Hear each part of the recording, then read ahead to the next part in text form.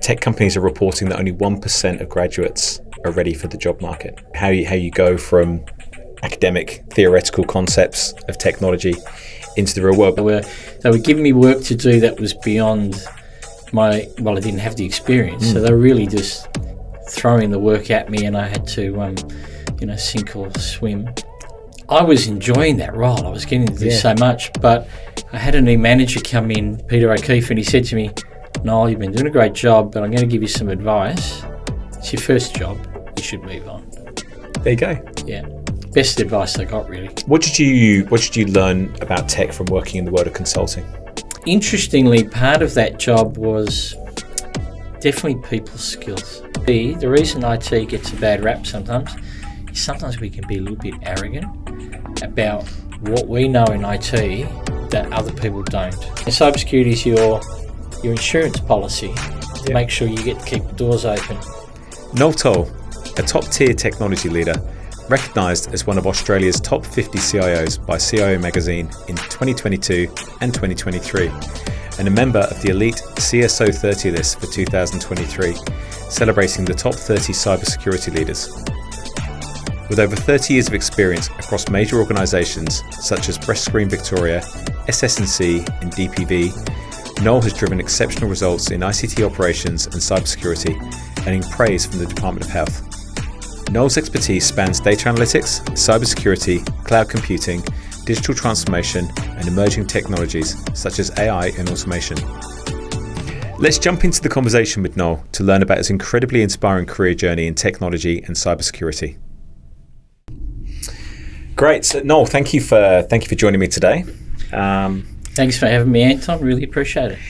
I think we first met almost a year or so ago, and I remember having a conversation with you and just finding your story really interesting of the journey that you've taken. So I was looking forward to getting you on here today to be able to sort of learn a bit more and really just be able to bring that to life. And I'm going to start at the early years. So I'm interested in a young Noel, sort of coming out of high school. What were your kind of career ambitions at that point? It's funny, back then, you look back at yourself and you go, what were you thinking? But I really wanted to be a lawyer. Okay. Yeah. I was actually quite shy, but I wanted to be a lawyer. I thought it'd be really interesting, intellectual challenge. I'd be trying to work things out. And so I was focused on being a lawyer.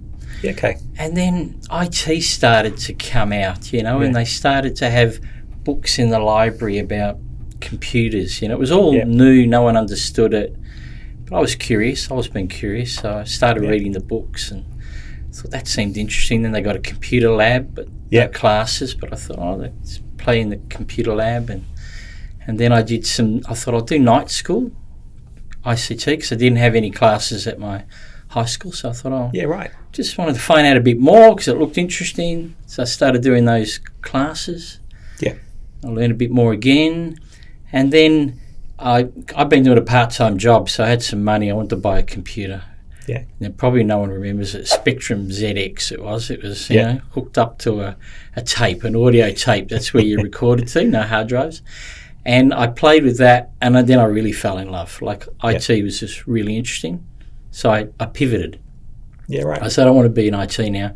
And I thought I want to be a programmer, because that's what I was playing with on the ZX Spectrum. I was programming and say hello world and that sort of, all that basic stuff. But I was having a lot of fun.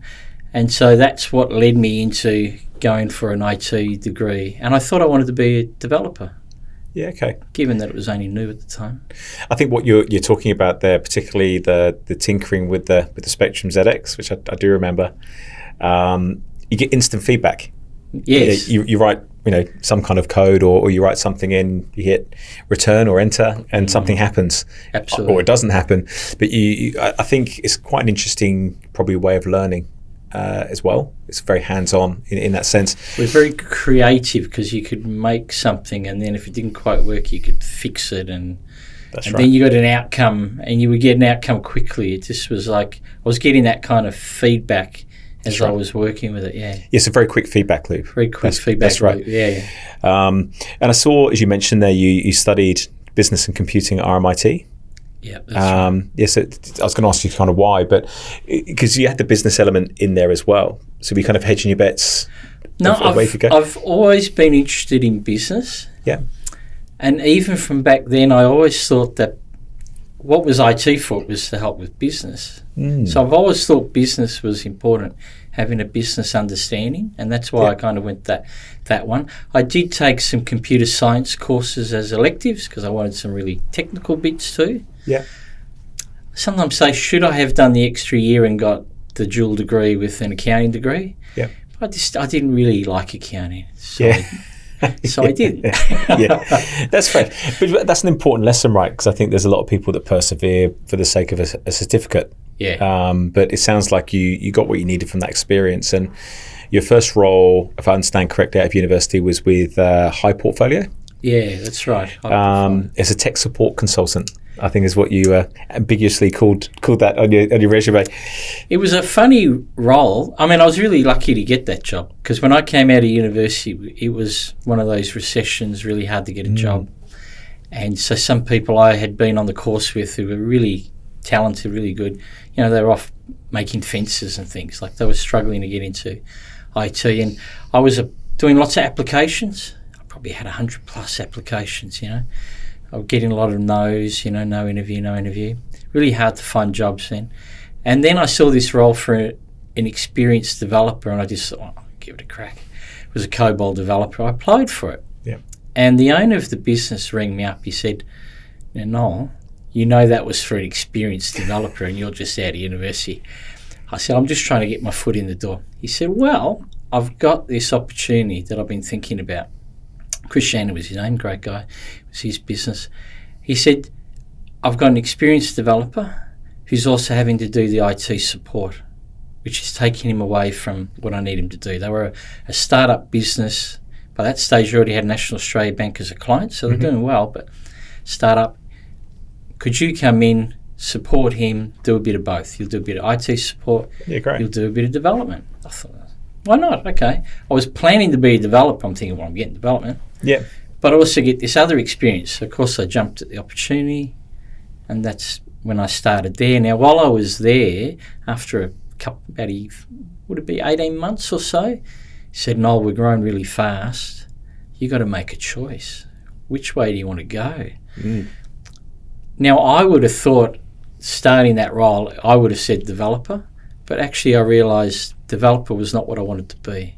Okay. I realised I actually really enjoyed the support element, the engaging with people. Yep. It was more autonomous. You need to fix things. You find your own way to fix it. I had a lot of control. I could look for improvements, deliver them. But as a developer, I found that I was just doing bug fixes. Yep. It was given to me as a problem. I just had to fix one problem. That's it. Then I get the next one given to me. So I found it much more engaging for me, even though I was still a bit shy at that time, to go off and do the IT support. So that's interesting. So that's that kind of first role has kind of really shaped you and got you ready for the world of work, so to speak. Yes. It actually saw a really interesting article this morning, and I haven't fully taken this all in yet. I was trying to process. I'd literally read it before I sort of left the office to come here in the Australian, and it was saying that tech companies are reporting that only 1% of graduates are ready for the job market. Right. It's a bit of a sensational headline, and I need to dig into You'll it have a bit to more. dig in a little bit. But I was just interested in that transition. How you go from academic theoretical concepts of technology into the real world. But it sounds like you ultimately landed in the right place. To threw me in the deep end a little bit. Actually, I think they were giving me work to do that was beyond I didn't have the experience, so they were really just throwing the work at me, and I had to, sink or swim. Yeah, which was fantastic. And I always think I was so lucky to get that opportunity. Plus, I got to try both ends of it at once, so I could really make a choice. Yeah. And I remember once I was in the IT role and we were growing, we got international offices. I'll show my age a little bit. Before we had the internet, they wanted some data links to go in between our sites. So the first one was between Australia and Melbourne and London. Yep. So they gave it to me to do. I mean, I was still relatively young and inexperienced, and they said, Noel, can you go off and find us a data link? And next thing you know, I'm negotiating the contract, and I'm talking to all these people, working it out, doing the actual install, making it work. Like, it was beyond what I normally would have ever got to do. What do you think that they saw in you to put that trust in you? I think they saw that I really wanted to learn, and I really wanted to be good. I've always wanted to be excellent, because you want to be good at what you do. Yeah. And I just saw it as a learning opportunity. I've always wanted to learn. That's why I was attracted to IT, that ability for me to be able to. So it's interesting that you draw that observation, because you've said a couple of times that you were lucky in that situation. I've got this kind of belief with luck that unless you kind of understand the circumstances around that situation arising, there's nothing you can replicate. You can't replicate luck, right? It kind of happens.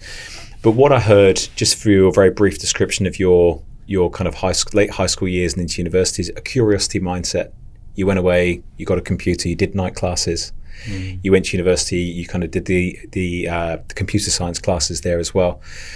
You think as an employer, bringing somebody in from university, someone that's shown those behaviours from let's say late teens through to coming to the marketplace, you've kind of, without probably knowing it, you've actually shown the right kind of attitude that employers look for. Probably. And I would look for that in someone. I'd be looking for someone super keen, showing they really want to learn, curious. In fact, that's always the sort of people I like to hire. Yeah. So you kind of called it luck. I would say actually you got lucky on. There's a lot of work that went into that luck to put yourself in that position. And you were also bold enough to apply for a job that was beyond your experience, which no doubt probably made you stand out and made someone kind of go, hang on, this is interesting. I think it did get his interest. He was a great guy, and I remember when I went in for the interview, he showed me 2 piles of paper. So it's one of the lessons I got very early on was for that interview. 2 piles. He said, Noel, here's the big pile. These are all the people who don't have a degree that have applied for roles. Yeah. This is a small pile. That's the people with the degree. He said, I'm not looking at the big pile because there was a lot, right? He said, I need to narrow it down, so I'm only looking at this pile. And I went, there you go, you see. Yeah. Because even I always thought it was about you've applied yourself for X number of years to get a degree.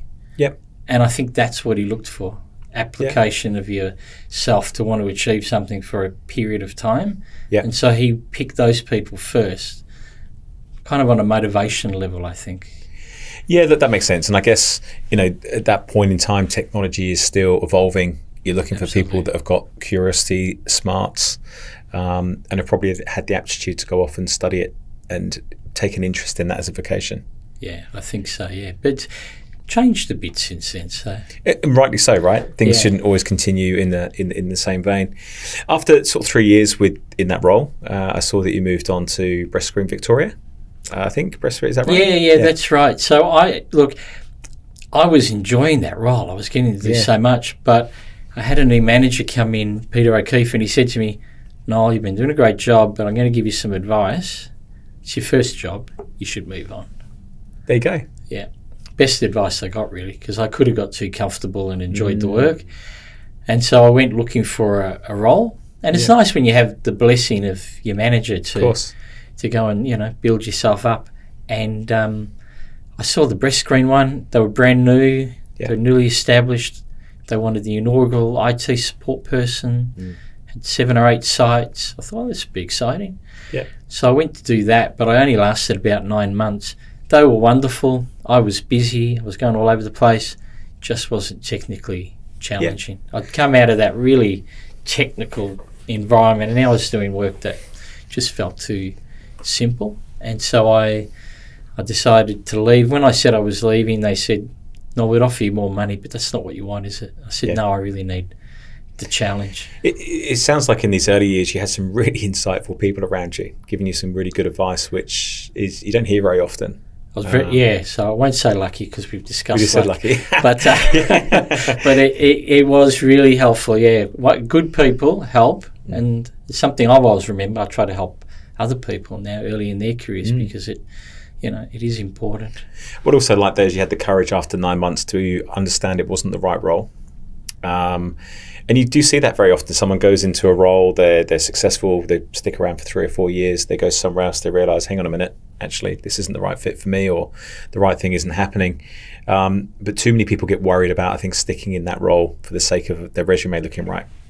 Probably at their detriment. And I mean, you moved on, you then went to consulting with BCAIT. BCA, And I read, they're kind of on your resume, the kind of clients, the global exposure you would have had: JP Morgan, Shell, Coles, Unilever, etc., Bunnings, I think, Bosch, sorry. What did you learn about tech from working in the world of consulting?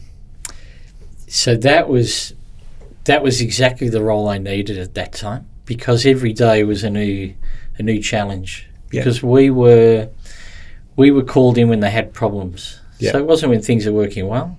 It's either to do big projects and deliver them, or to solve a problem. So when you get called up to say, "No, can you go in on a Saturday to go into one of the big finance companies," and the guy flies down from Sydney to meet you to say, it's all a mess, we need your help to fix it, you learn pretty quick. Okay. You learn pretty quick.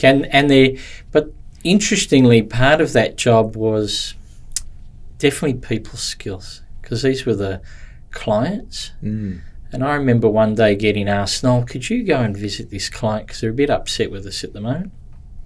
And I've walked in, and the CEO's come out, and he's grumpy and he's having a go, and I'm thinking, I don't know, I've only just walked in. Got this problem, the guy hasn't fixed it, he's sitting there looking at the manual, we pay you guys to come and fix it. And so then I learned really that soft skill part, where we need to get them on board and let them realise we're going to help you, but I need a little bit of time. So I'm trying to create space and time for me to be able to sit down and work through the problem. I must have done a good job, because then in the end he asked me to go there every week for 1 day a week. So it became a regular. And in fact, they turned up to my wedding. Wasn't that nice? So, well, wow. Yeah, amazing. I didn't even expect it. They just sort of turned up at the wedding. So it became a good relationship, but it started as a really negative, grumpy relationship. So I think I was really learning about the need for soft skills.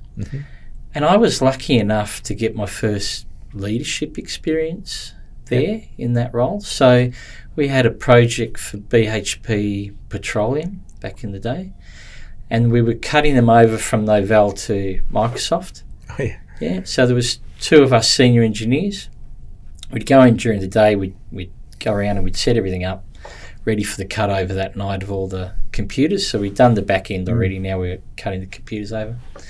And they allocated us some of the hardware engineers and a couple of system engineers to help us. Every night I had about 5, he'd have 5, and we'd have to go in and do the cutover at night.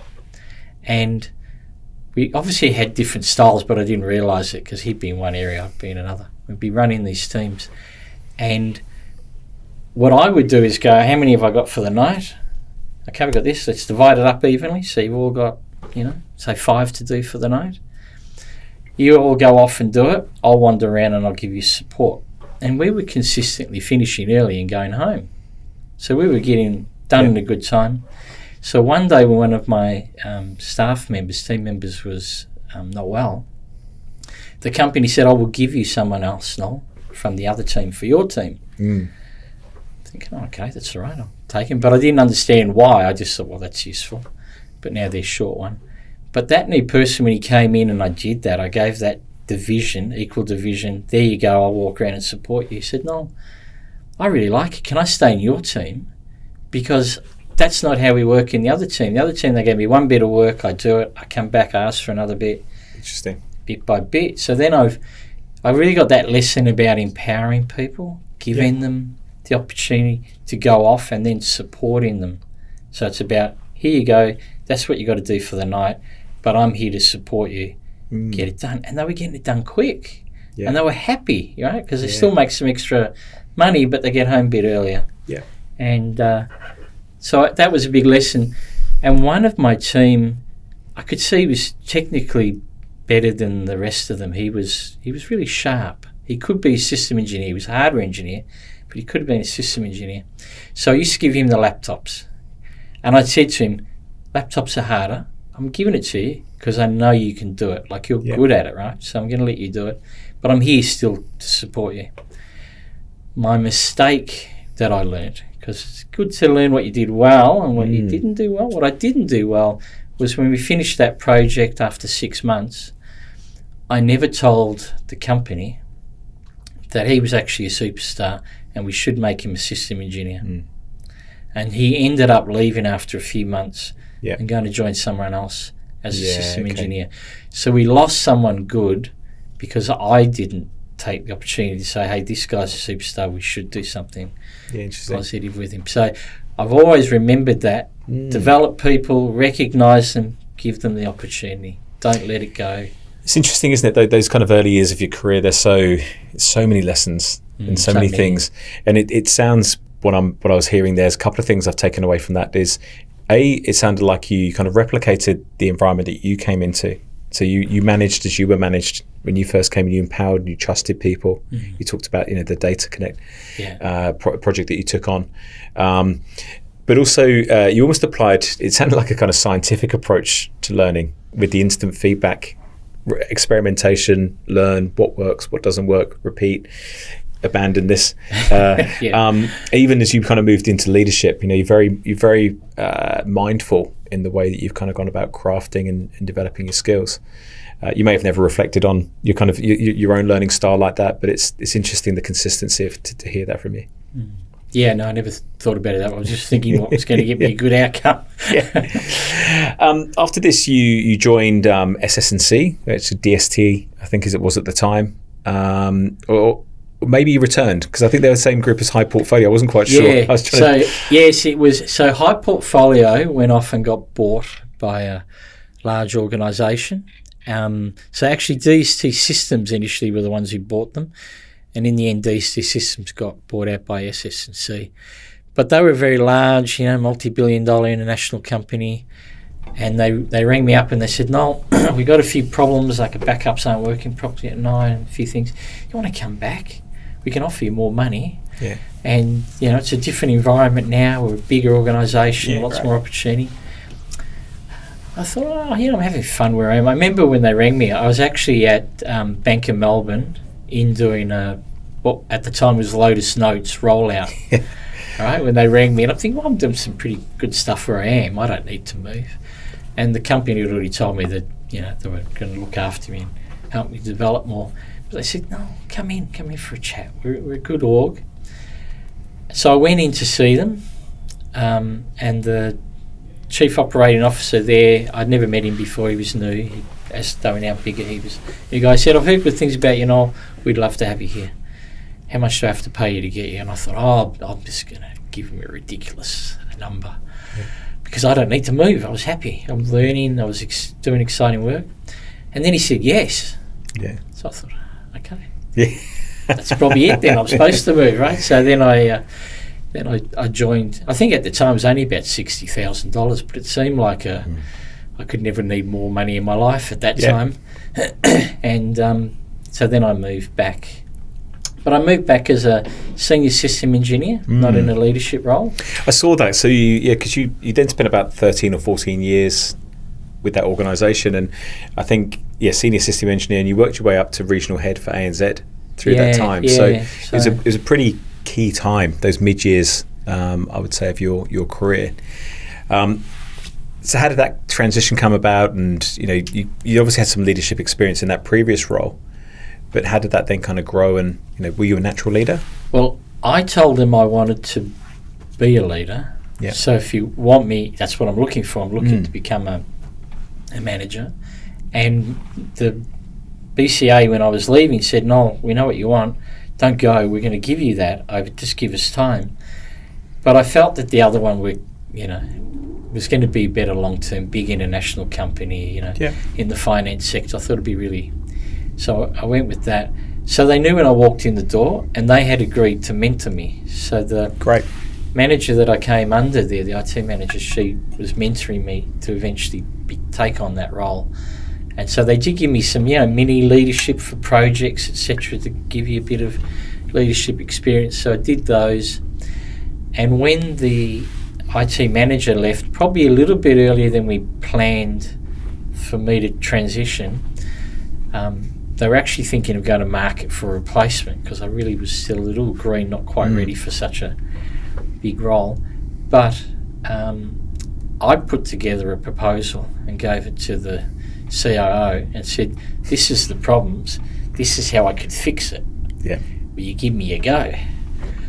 And he said, no, I'm going to give you 6 months as the acting role, see what you can do, but I'm still going to be looking around in the market. Yeah. I said, okay, that's fine. And then I got cracking. I treated it like I'm in the job, let's make a difference, let's get an uplift happening. And that team, incredibly hardworking, and I say that because I was part of that team, incredibly hardworking, really long hours, all the extra stuff they were doing, not well liked at all in the organisation. They had a really bad feedback. So we did a survey about your interaction with different teams, and we were the worst. We got canned. Yeah, right. And the team were working really hard. They were motivated. They were good. They just weren't hitting the mark on actually, delivering what people wanted. And so I said, well, that's what we've got to fix, right? If we fix that, perception's reality. They perceive us as not doing a good job, even though we think we've been doing a good job. So how do we fix that? And that was simple things, going finding the bugbears, the things that keep breaking that really annoy people. Yeah. If things keep breaking, they don't think you're doing a good job. Yeah. You're working long weekends and everything, but they don't think you're doing a good job. So we just set about the basics, and then we kept building it up to fix things, became more stable, improve the engagement, so that people side, talk to people about it. I said, don't wait for a help desk ticket. As you're walking the floor, if you see something, you hear something, say, oh, if you've got a problem, and fix it, be proactive, stop the firefighting, completely turned it around, then people ended up really liking what we were doing. So the skills then that role needed was pretty much what you were doing at BCAIT with your tricky customer. With tricky customer, right? Yeah. Except they're internal now. But it's internal, that's right. Yeah. But it's the same thing. It's the customer, the stakeholder, whatever you want to call it, that wants to feel that they're getting value for money. They're getting somebody that cares about their problem. They're being heard, and resolutions are coming through. Yeah, absolutely. And IT, the reason IT gets a bad rap sometimes is sometimes we can be a little bit arrogant about what we know in IT that other people don't.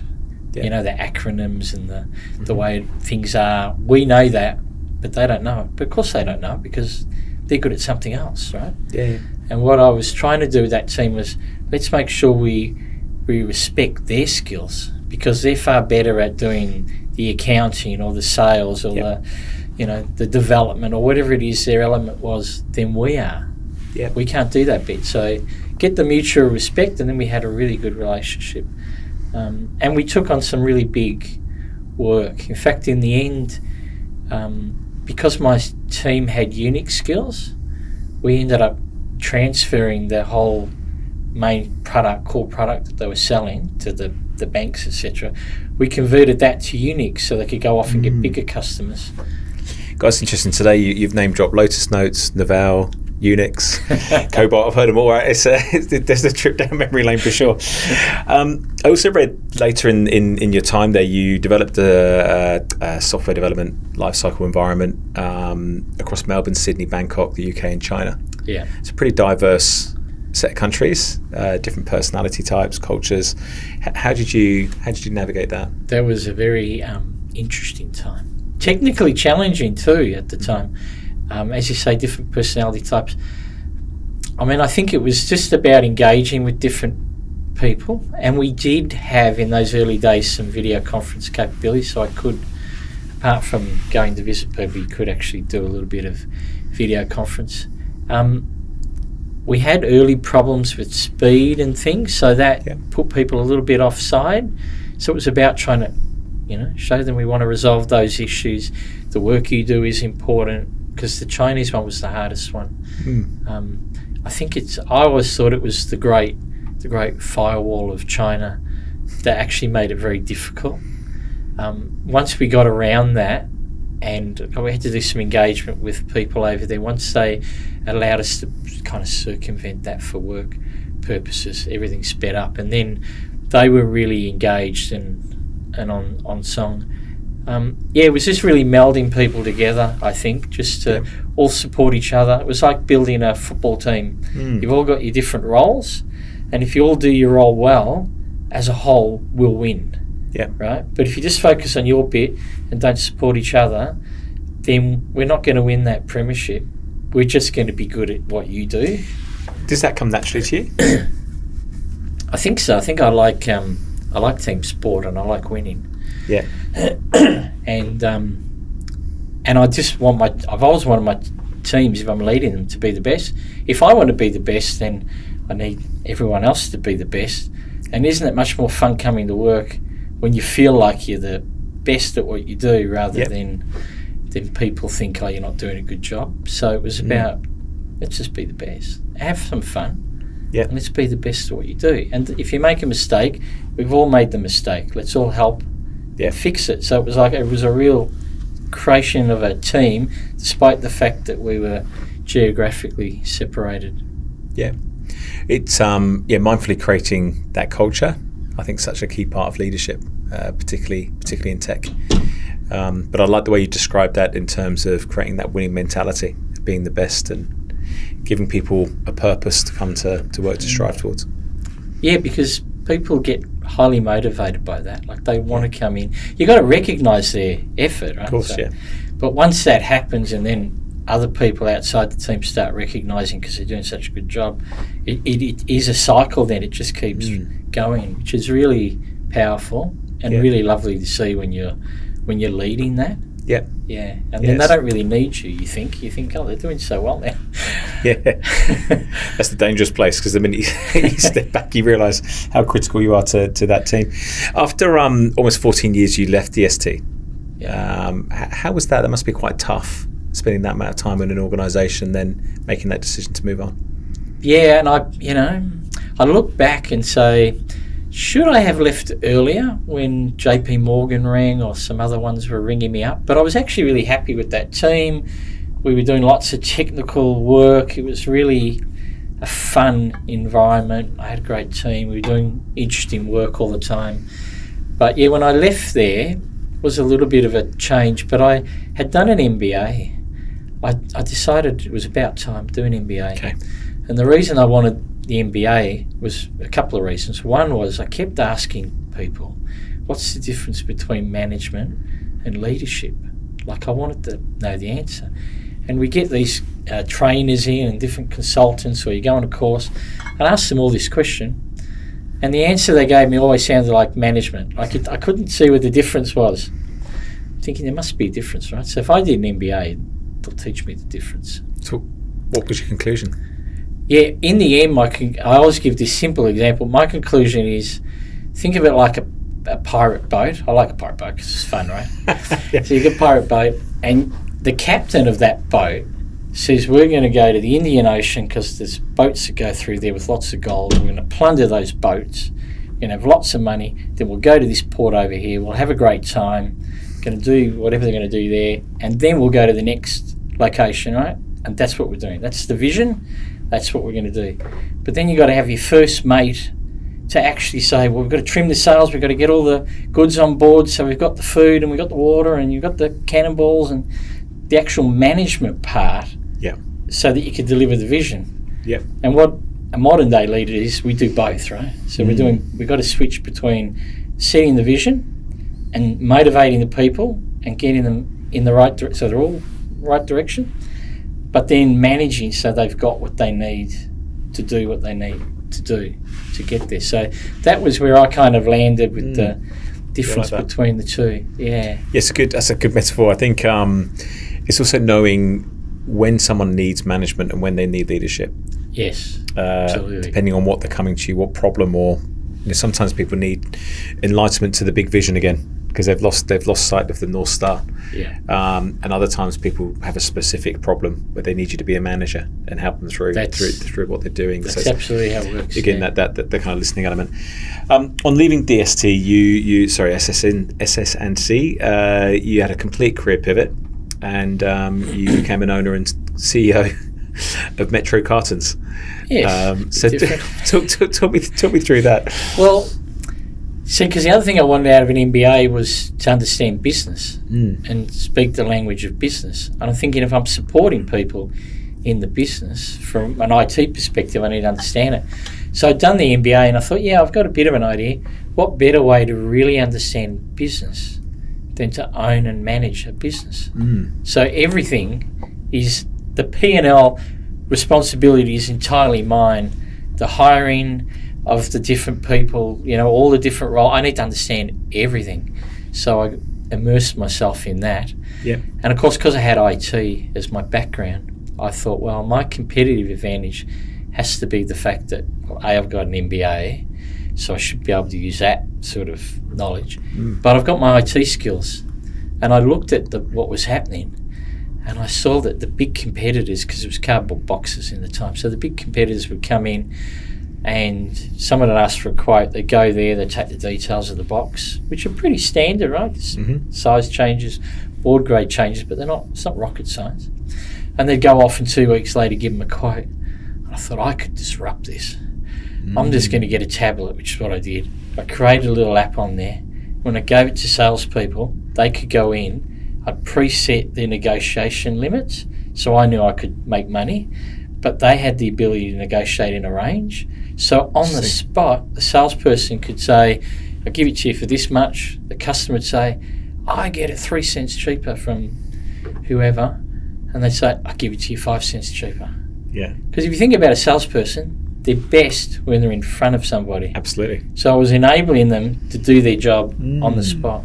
That's interesting, because there's that kind of sales mantra, isn't there? Time kills all deals. Yes. You shrunk the time. You put the life back into the deal. That's it. And so it ended up that we were starting to get a lot of business because we were quick and responsive, and so I'm getting the deals quick. And then also created a client portal. So I noticed some clients, like the body shop, were just in time. Yeah. Right? So sometimes they'd run out of boxes. Yeah. And then we'd have to rush to create them. So I said, hey, I could charge you a little bit more. Yeah. And I'll store some boxes so they're ready. Yeah, great. I'll put it all on the portal.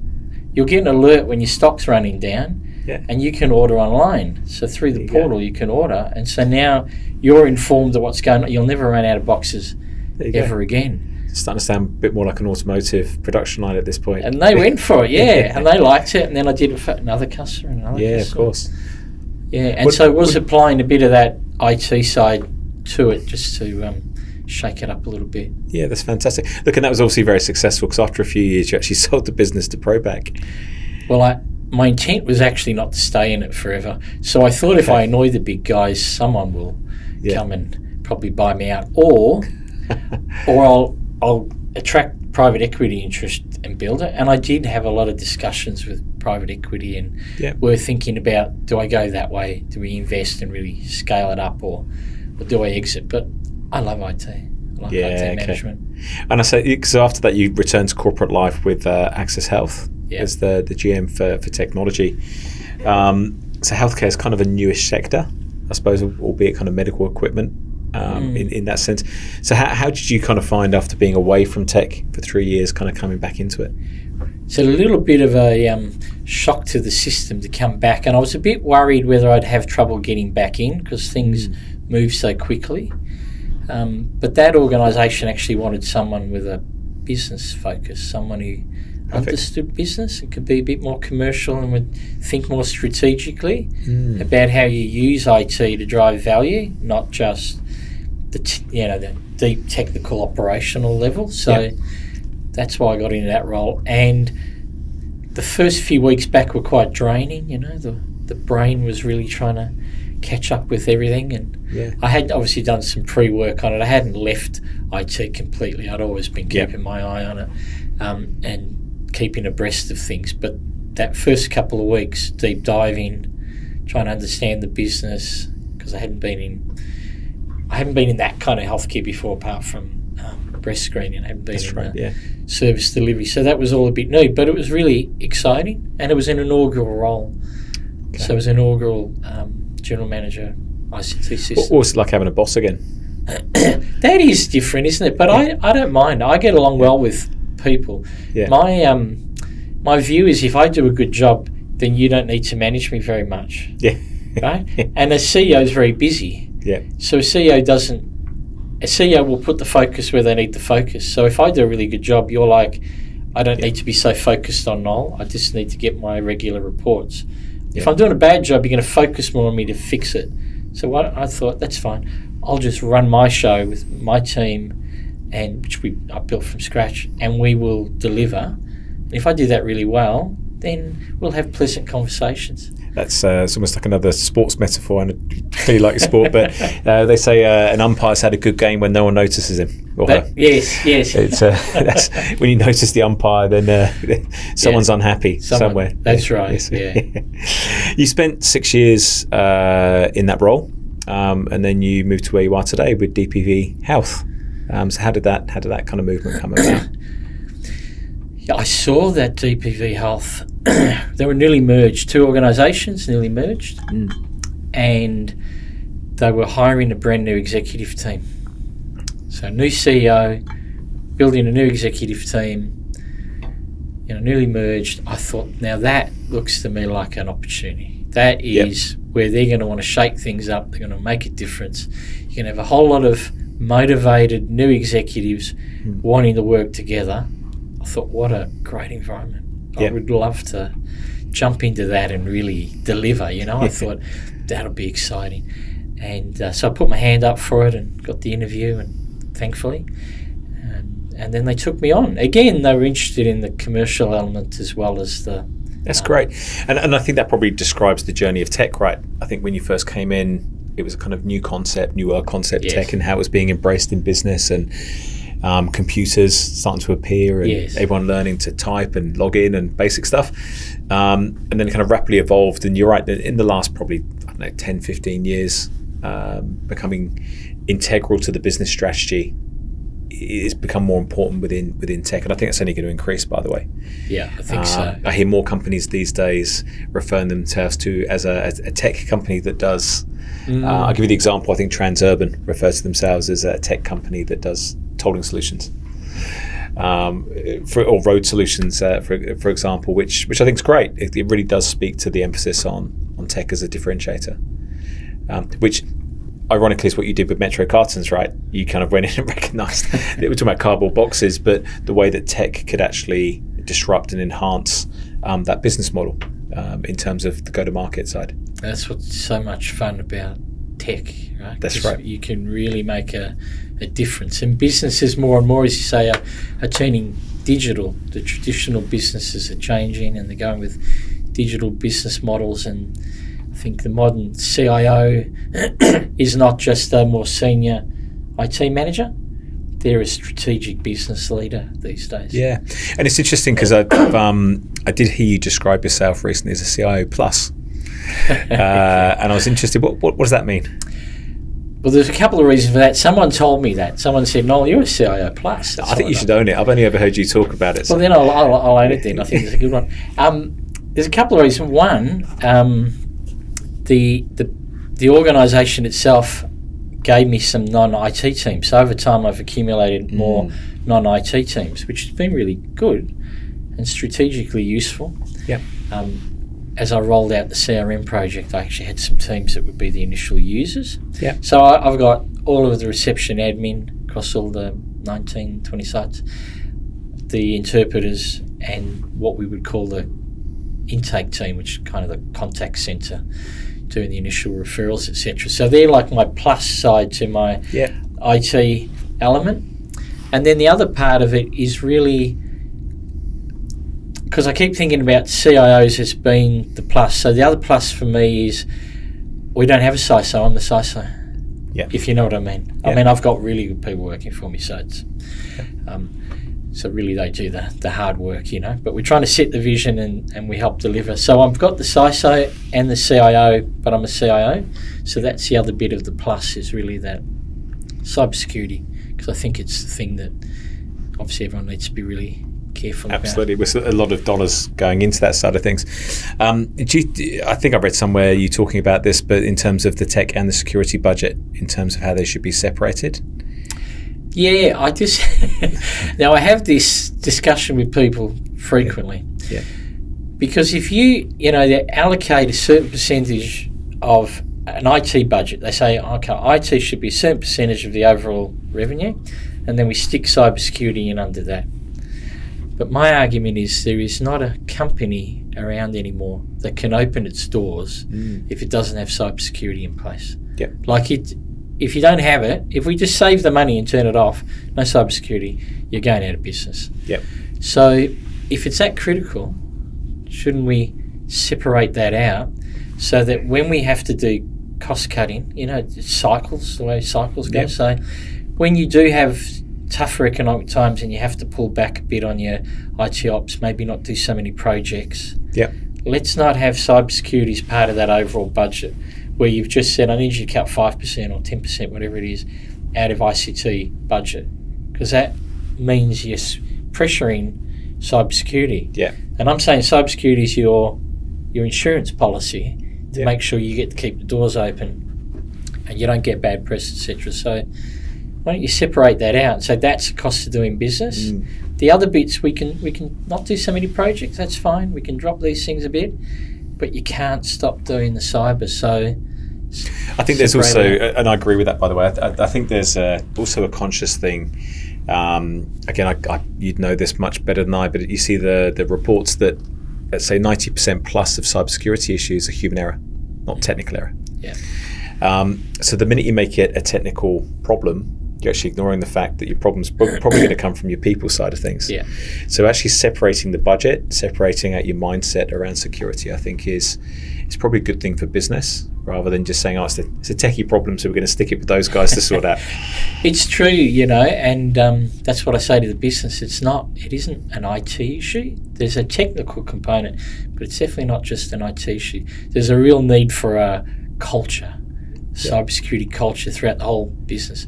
A board, apart from their responsibilities as a director, governance responsibilities for it, they also play a role in setting that culture.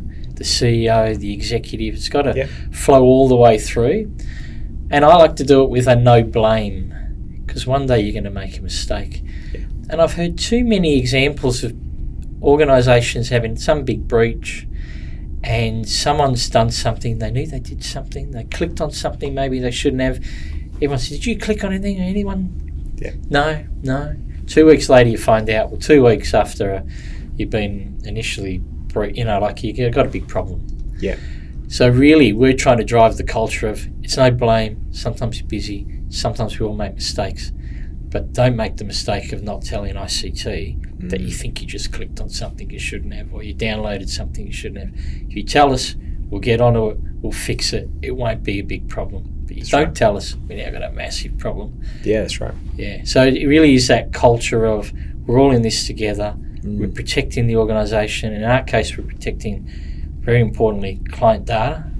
And we're trying to make it personal. The clients that you see, do you want them to have their data out there, their sensitive private data out there? No, you don't. Yeah. So just help us, right? So it's a real, all the way through, real culture about being cybersecurity alert and aware. Yeah, great. Yeah. Cool.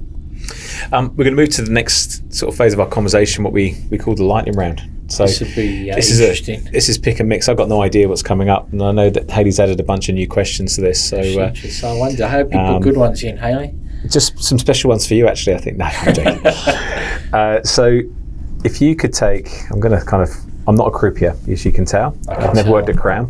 If you could pick 3 of those at random and draw them out, and then we get one there. I like one from the back. Yeah.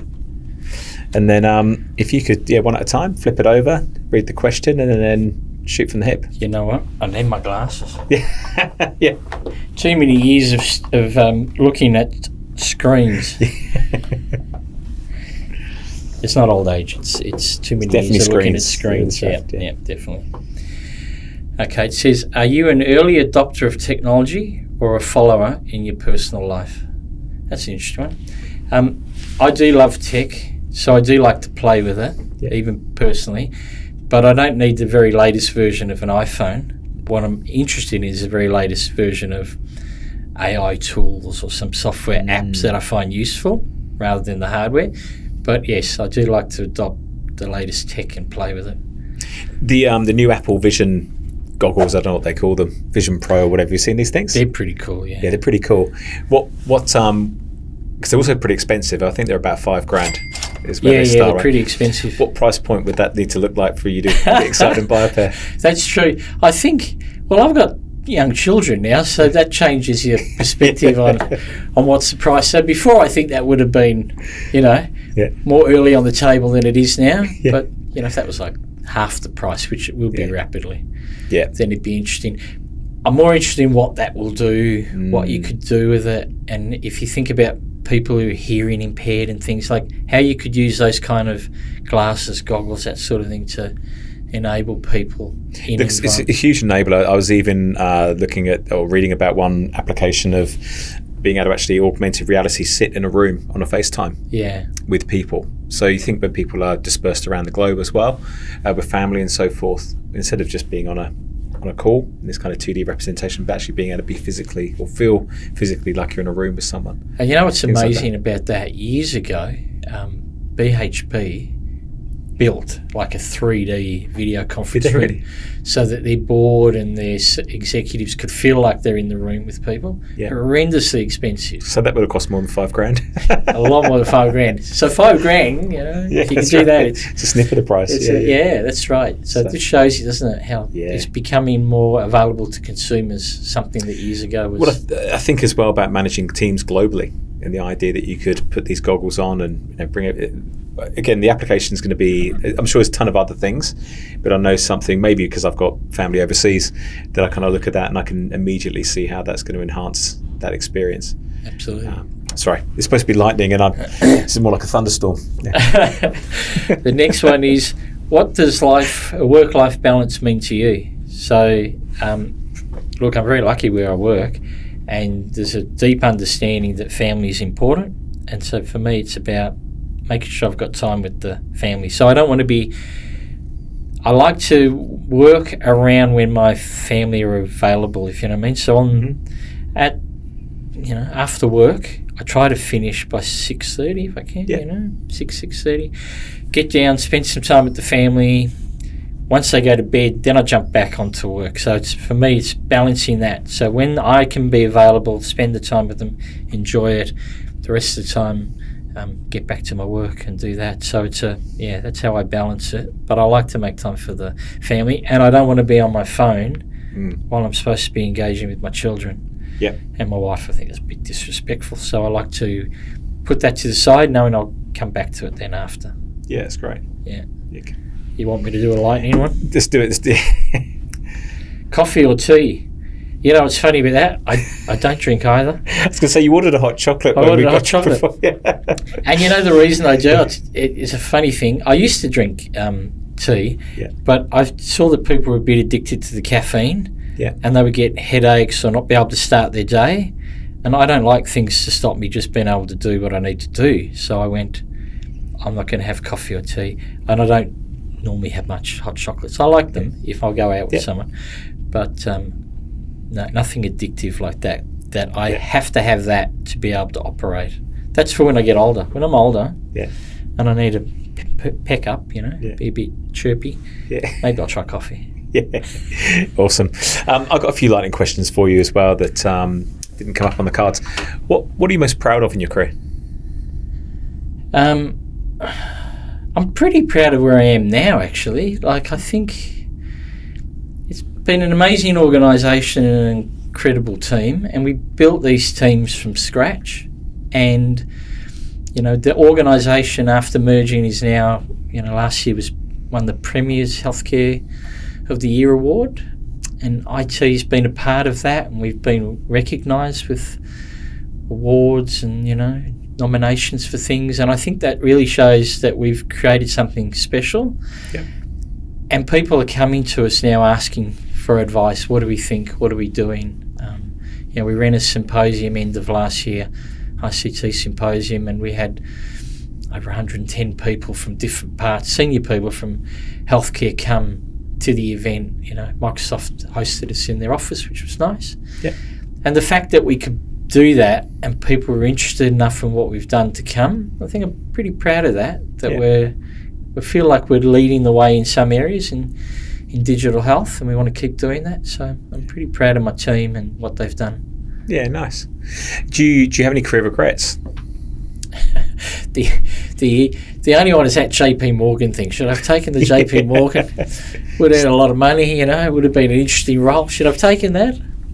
But I don't know that I regret it, because I'm happy where I am. Yeah. And I'm enjoying what I'm doing, and I don't know what path that would have taken me. So it's a half a regret, but not a full regret. It's an unknown, isn't it? It's an unknown. And it's interesting, I think the research on this shows we tend to regret the things we didn't do as opposed to the things that we did do. Yes, that's so true. So I think that's probably what you're talking to. I'm a believer that we're shaped by the feedback that we receive throughout our career. So what's the most significant feedback you've received? Yeah, it's interesting. One of them, early on in my role, when I went back to that SS&C role, and the CIO said to me, "Noel, you won't go wrong if you treat the money as your own." So that was really an interesting perspective. The problem about that was I was a little bit too cautious, and so later on they had to give me the advice, "Noel, it is okay to spend." Oh, right. Yeah. And so there's an example of balance. Yeah. Yeah, okay. And so probably that was good advice that fits with where I like balance, right? Yeah. So not go too far one way or the other. So I had to find balance. So he gave me the early advice, then he gave me the other advice, and I got images after that first advice, you walking around the office taking out half the light bulbs or something like this. But what singular piece of sage advice would you give to someone starting out in their career today? Be proactive. So don't turn up and just do your job, right? Because anyone can just turn up and do the job. You need to be valuable, and if you're valuable, because you are proactive, because you are looking for things to do, things to fix, make things better. If you come to me and say, "Noel, I was just walking through and I heard a couple of people talking, I got this problem with that. I've had a bit of a think about it. This is how we could fix it." Now you're a star for me. You're going to be on the rise because I'm really interested in you, because you're being proactive. Yeah. But if you're just coming in doing your help desk tickets and you're knocking them off every day, but you're not thinking how to improve, how for us to be better, help people, then you're just going to keep doing help desk tickets. It's hard for me to see where you rise up. And I heard Barack Obama talk on that. He spoke about, you need to be useful. You need to come in with the solutions.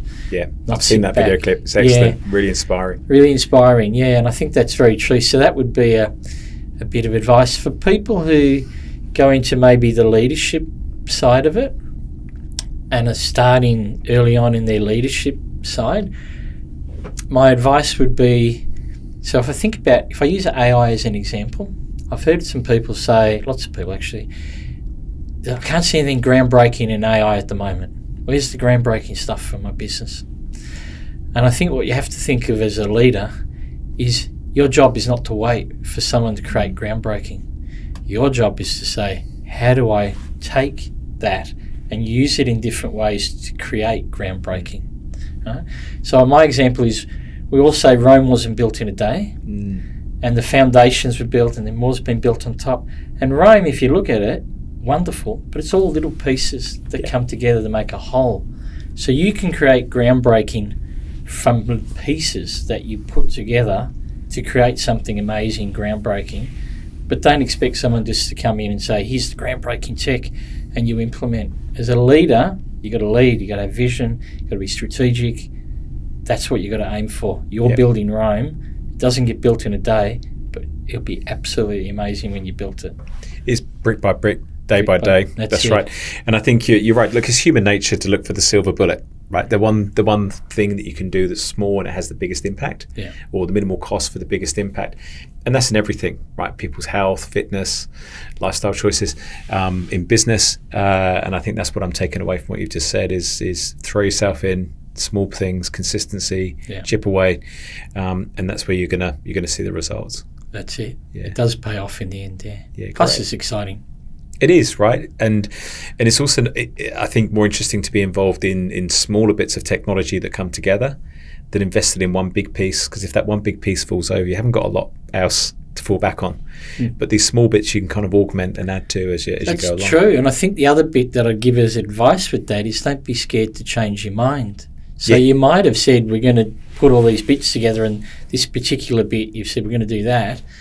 But if, as you learn more and the technology changes, you get different perspective and you decide, that bit's okay, but actually if I replace that, did it this way, that would be even better, then do the even better. Like, don't say, oh, but I said I was going to do that, so I have to do that. No, be brave enough to say that's no longer the optimal path. Make the change, deliver the great, because people don't remember that you delivered what you said exactly. I mean, you're a deliverer, I get that. What they remember is the quality of what you've delivered, the impact that it had, what the outcomes were. And if you've done it suboptimal down here, you're going to pay for it later when you're trying to get the good outcome. So do it right, be brave, make the change if you have to. And people won't ever look back and say, oh, he didn't do that and he said he was. No, he's delivered something better. Yeah. People will like that a lot. Yeah, great. Final question. I'm always interested in sort of where people take inspiration, what they're listening to, what they're reading. What's kind of been on your listen to list or your read pile recently? Yeah, I've been doing a lot of Coursera courses at the moment. Oh, yeah. Yeah. So I signed up for Coursera Plus. They should give me a bit of money for prompting that one, shouldn't they? Good marketing. Yeah. But lots of smaller, bite-sized courses that you could do that are really interesting from interesting organisations. So it's a good way just to gather that information quickly and think about it. Sometimes when you're learning like that, part of that can be a little bit slow, a little bit behind sometimes by the time they create the course, but they're getting quite good. So I do that, but then I listen to lots of different, I just find different interesting videos or people. You learn people who are good. So on LinkedIn, over the years, I've learnt the people who are really sharp, they're really good at what they do. So, I know this guy, he was really good at AI. I was on a panel with him. He's amazing. Now he's gone to CSIRO. I should follow him. Yeah. Everything he posts, I'm really interested in. The articles that he writes, the papers he submits, people like that I'm really interested in following because they're the thinkers. Yeah. And they're specialised. And so I like to dive into what their thinking is. And that's great. Yeah. And I think that's a really great use of a platform like LinkedIn. Most people think about it as careers and how they find their next job. But there's actually some really interesting people. There's a great platform. Kendra Vant, who we had on the podcast, I think is like a LinkedIn voice for AI. Yeah. She does some great content. There's a lady called Alex Wang that does some really great content around data. That's worth following as well. So that's great. Some great people in there. Really sharp, great content, interesting, and you want to be challenged a little bit by what people say. Go, I didn't think of that. Well, because your point there earlier about the leadership and rethinking things. I think maybe a generation ago, leadership was about standing for something and sticking to your principles of what you believed in. Whereas I think more contemporary leadership is having a bit more vulnerability and being more open to rethinking your ideas and the way of the world or the philosophy of what you're trying to put in place. Well, if you want to be the best, which is what I'm always trying to aim for, if you want to be the best, then you have to change, be agile, quick, because the best changes. What's going to be the best changes? Yes. You've got to change with it. Yeah. Otherwise, you're going to be, kind of stuck in the dark ages, maybe. Yeah. Yeah. Evolve or die. That's right. Evolve or die. It's kind of like that, isn't it? Awesome. Look, thank you for your time. You've been, incredibly generous with your experiences and your stories and learnings, and really insightful today. Thank you. Yeah, really appreciate you having me on. It was quite an honour to be invited. So thank you. It's been great talking to you too. Cheers. Thank you for listening to Tales from Tech Titans, and be sure to follow us wherever you get your podcast. If you'd like to get more insights about tech careers, then check out the Ember, that's EMMBR LinkedIn page for the latest updates, articles, and engaging discussions.